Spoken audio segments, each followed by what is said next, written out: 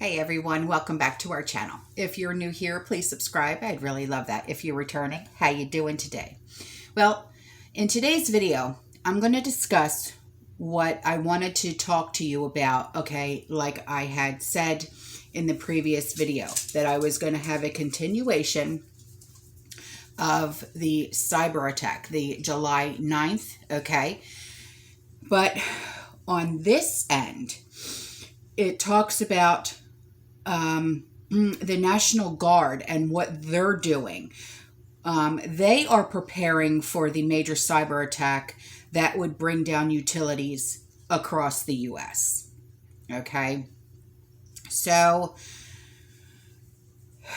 when they get involved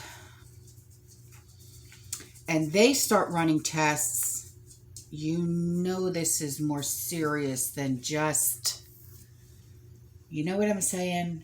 This is far beyond what we think it is. I really do believe that.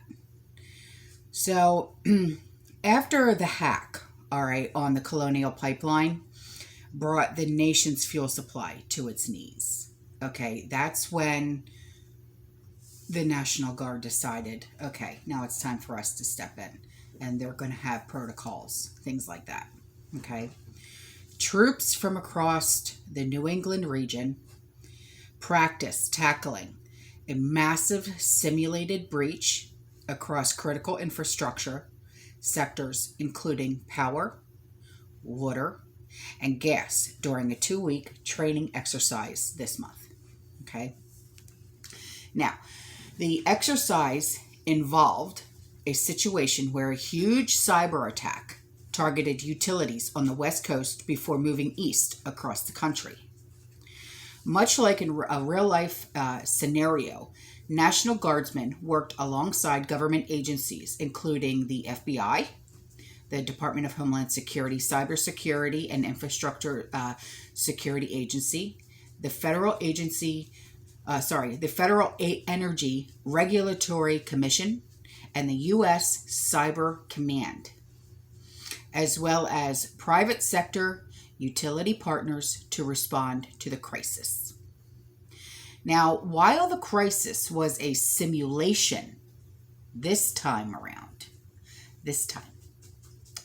such an attack is looking increasingly possible. So now it's looking increasingly possible to them, maybe because they know that the July 9th is coming. And I don't know. I just feel like this. I've said this before. Do you ever have that feeling in your gut and it's telling you, you got to get things done. You got to do it. But you just don't know where to go and you just don't know where to start. So you start looking at all your preps and you're sitting there going, what do I have to do? You don't know where your gaps are, right? So you look at all your prepper pantries. Now, you know me, my prepper pantries, they're categorized, right? I have my prepper pantry, the one that you don't touch unless it's a dire emergency, right? Then you have your working prepper pantry. Then here we have a pet prepper pantry. Then we have our cleaning supply prepper pantry. We have our first aid prepper pantry. Okay, and then the list goes on and on and on and on. Okay. Have you done that? Have you really looked at your gaps? Do you know where your gaps are? Like right now, my gaps, because we were able to finally... And I can't say this enough. I can't thank you guys enough. We were finally able to get a generator, right? And the rainwater catchment barrels. Now my gaps right now, I want to get, because the generator also works off of propane tanks. I have one propane tank, but that's for my grill. So I want to get like 1 or 2 more propane tanks. So I think that's where like one of my gaps is. So I'm working on that. But it's like, You know there's more gaps than that. But where are they? I look at everything, all of my prepper supplies every day, and I'm like, where are you? I can't find it. It's driving me nuts. But I'll go on because I don't want to get too far off topic. You know what I mean? So a series of recent devastating attacks have sent warning signs about the risk of cybersecurity breaches can bring to national infrastructure. When the Colonial Pipeline was targeted by hackers in May, it was forced to shut its entire network carrying 45% of all fuel to the East Coast, sparking a national fuel crisis that sent gas prices soaring. Yeah. And they're still soaring.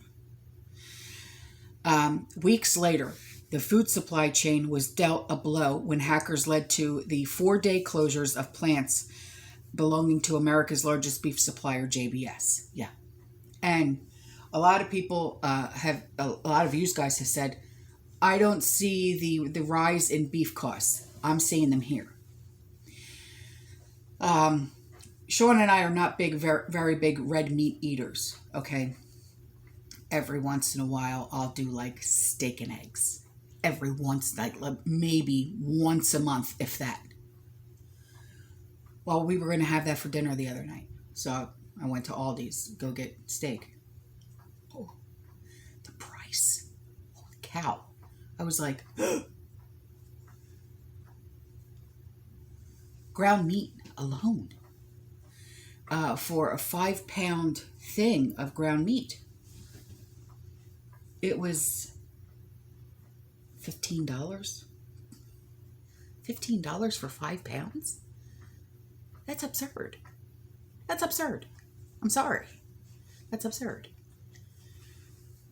And it's not like it was like 95% lean or 80% lean.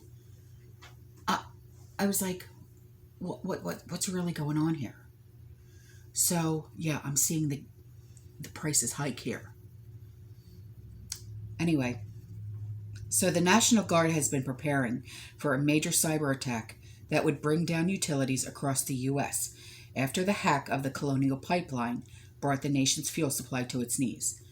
Now picture the 2-week training exercise, okay? Troops from across the New England region practiced tackling massive simulated breach across critical infrastructure sectors, including power, water, and gas, during the Cyber Yankee event, okay? Now the Cyber Yankee event which has been held for the last 7 years and was carried out in Camp Edwards, Cape Cod, tested the ability of the National Guard cyber units to respond to a real-life cyber attack and train them to collaborate with government and industry partners. Troops were divided into blue teams, guardsmen, and industry partners, who played their own roles responding to cybersecurity breaches, and red teams, Marines and Marine reservists, who posed as the threat actors.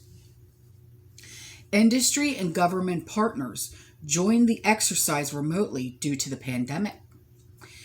And the exercise involved practicing using the new Cyber 9 line tool, where National Guard units in individual states can pass intel on potential threats to the centralized cyber command. Now, similarly, the cyber command can alert state units about threats. Major Michael Frank, cyber warfare officer for DCO-IDM Company Bravo 6 Communications Battalion, told C4ISRNET that authorities must understand how the attackers work to be able to defend from them. In order to be effective defenders of a network, you need to know where the adversary TTPS or tactic, technique, and procedures are, he said.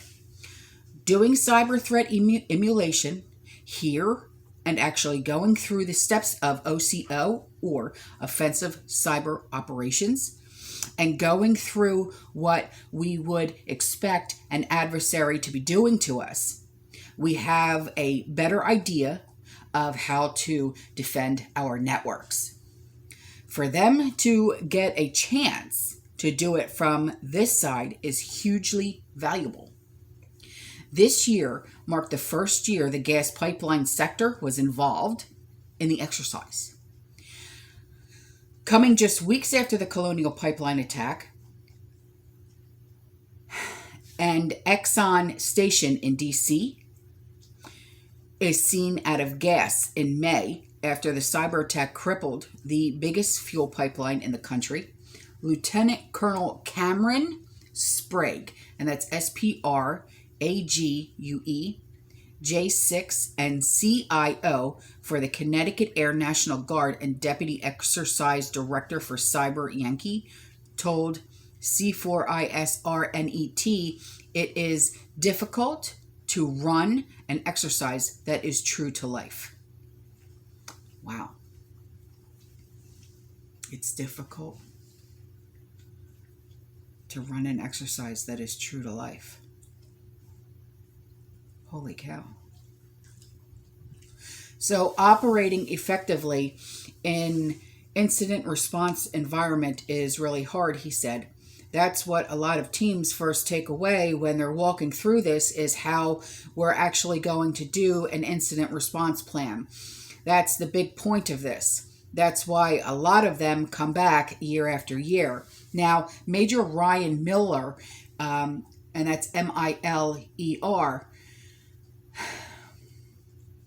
State Cyber Operations Officer for the Connecticut Army National Guard, told the outlet that one of the key aims for the exercise is to build trust between the private companies, the state National Guards, and the various government agencies. We do it in an exercise environment so that when it does happen, we've already got those relationships established, not just from a National Guard, but from all of our critical infrastructure, our federal, local, state partners, Miller said.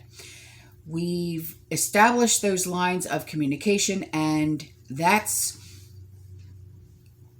much easier to get together and respond.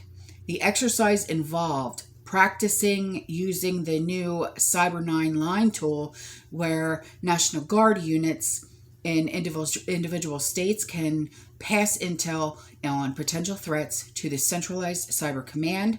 Marines addressed visitors during Cyber Yankee 21 on Camp Edwards in Massachusetts.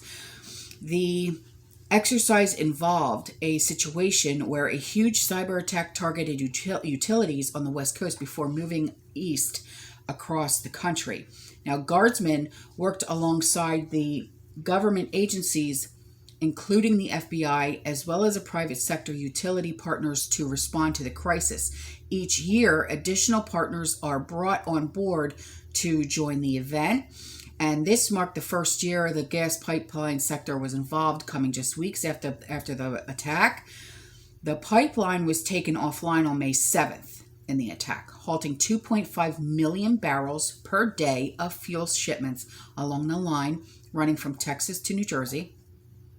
The hack sparked concerns of a national fuel crisis, with thousands of gas stations running out of fuel and motorists racing to fill up their cars, pushing the national average gas price just past $3 for the first time since 2014. Officials said the hack was the most disruptive cyber hack on energy infrastructure in American history. The blame was leveled at criminal cyber group DarkSide, which is believed to be based in Russia or Eastern Europe with ties to Russia. I won't even go there. But Colonial Pipeline shelled out almost $5 million to DarkSide to get its pipeline back online as soon as possible. And cybersecurity was a major talking point between Russian President Putin and Potato at the G7 summit last week. So now you know, okay? Now you know what's really going on here. The FBI has also put out cybersecurity high on its agenda with its fiscal year 2022 budget proposed, including an additional $40 million for cybersecurity investigations. It also included another $15 million to help the FBI improve its own cybersecurity. So, but now you know, okay, what the military is now doing, okay? So, I'm just, with all of this coming down, okay, with all of it coming down, I know I can sit here and say, prep, prep, prep. Fill in those gaps. But if you don't know where your gaps are, it's kind of hard. You know what I mean? Oh, Sean's phone's going off. But anyway, all right, guys, I love you. I'll see you in the next one. You stay safe. You stay positive. Keep prepping. And as always, fear less. Bye.